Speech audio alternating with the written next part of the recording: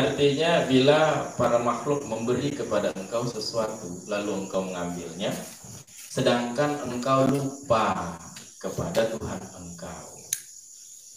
Itu persoalannya. Maka pemberian itu, sekalipun pemberian itu adalah pemberian secara zahir, kelihatannya, pemberian itu adalah pemberian kelihatannya, zahirnya, maka pemberian itu adalah hirman. Pemberian itu adalah penghalangan nikmat batinan pada batinnya, pada hakikatnya, pada kenyataannya. Jadi pemberian dari makhluk itu bagaimana? Ya, pemberian dari makhluk kalau kita kembali kepada hakikat. Nah, pemberian dari makhluk itu kan sebenarnya pemberian dari Allah itu kan. Jadi kalau ada Allah orang memberi, itu berarti kan dengan kudrah dan iradah Allah lah, Allah yang menggerakkan sehingga seseorang itu memberi. Jadi kalau kembali pada hakikat, itu pemberian dari makhluk itu adalah pemberian dari Allah. Cuman pemberian dari makhluk itu kalau seandainya disikapi dengan hati kita lalai dari siapa yang memberikan, lalai daripada Tuhan yang memberikan, maka pemberian itu dia menjadi hirman. Pemberian itu pada hakikatnya adalah halangan. Nah, pemberian itu pada hakikatnya adalah halangan daripada nikmat. Kenapa itu bisa menjadi halangan? Dari sudut pandang apa itu menjadi hirman? Ini kan orang memberi, orang kasih uang, kan? Dimana selama ini mungkin sudah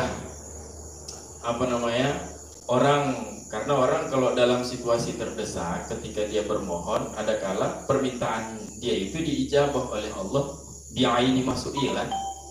Nah, permintaan dia, permohonan dia diijabah oleh Allah sesuai dengan apa yang dia minta.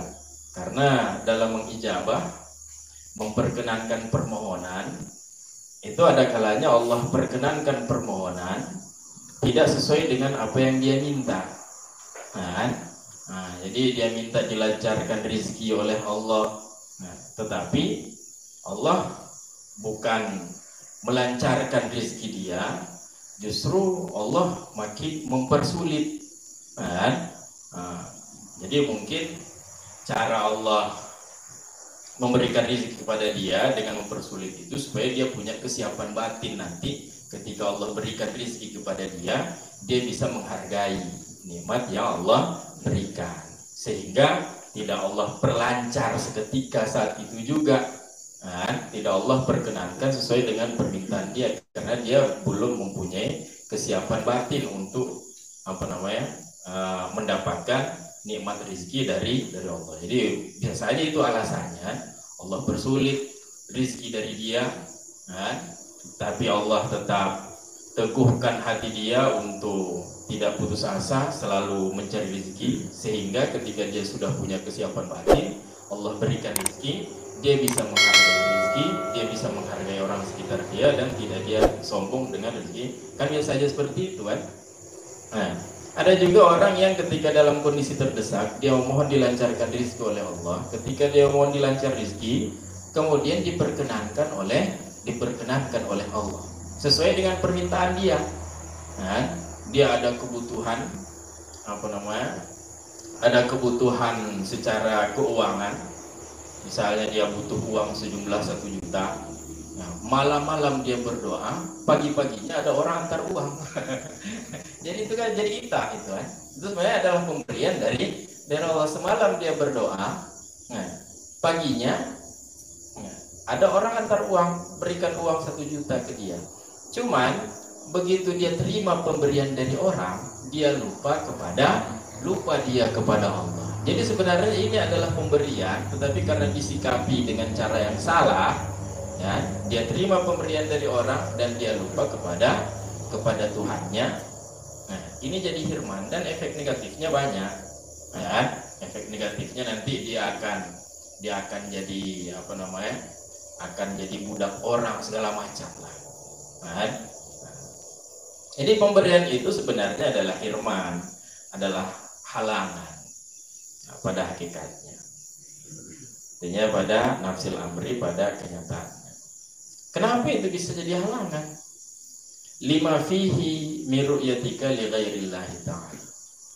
Dari sudut pandang apa itu menjadi halangan? Padahal ini kan nikmat, ini pemberian. Semalam dia berdoa, siangnya, paginya orang datang bawa uang 1 juta.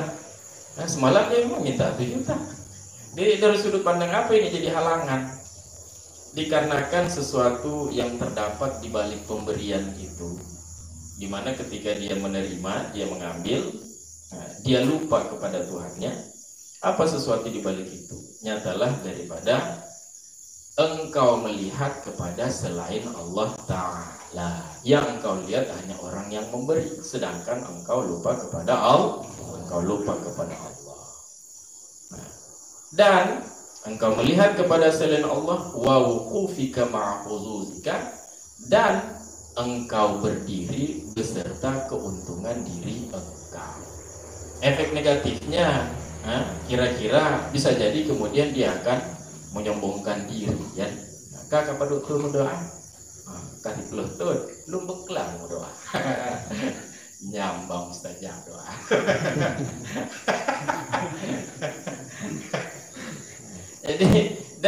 Jadi apa namanya, biasanya itu jadi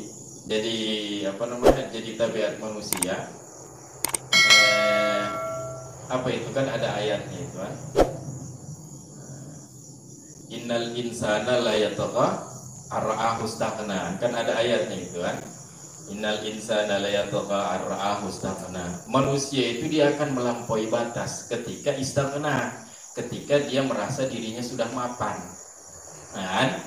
Waktu keadaan terdesak minta uang 1 juta. Begitu sudah ada uang 1 juta, begitu sudah ada uang 1 juta, sudah mapan. Paling luhu kiban luhu di pasar bubut. Makan apa yang dijuta pulau. Itulah dia jadi bijak, itulah dia jadi hirman. Jadi pemberian itu zahirnya itu pemberian, tapi pada hakikatnya dia sudah berdiri dengan keuntungan dirinya. Dia tidak lagi berdiri dengan hak Allah. Dia tidak lagi memenuhi hak Allah sebagai Tuhan. Jadi kalau kalau dia melihat itu adalah pemberian dari Tuhan, dia bersyukur, dan bersyukur itu kan awalnya dari hati, ya. Bersyukur dari hati, kemudian bersyukur dengan lidah, dan bersyukur dengan anggota tubuh. Bersyukur dari hati artinya dia menyaksikan nikmat ini dari Allah. Bersyukur dengan lidah dia ucapkan alhamdulillah. Bersyukur dengan jawarih tentu dengan dia mentaati perintah Allah. Jadi kalau pemberian itu kemudian dia sertai dengan sikap yang seperti ini, maka itu adalah pemberian itu adalah pemberian. Tetapi ketika dia istaghna, ketika dia sudah merasa mapan lalu melampaui batas, maka pemberian itu justru jadi ata. Jadi akhirnya pemberian itu memenjarakan diri dia dengan nafsunya pada akhirnya. Akhirnya dia, kalau bahasa puitisnya, dia menjadi manusia yang terpenjara nafsu. Kira-kira bahasa puitisnya begitu, terpenjara nafsu akhirnya.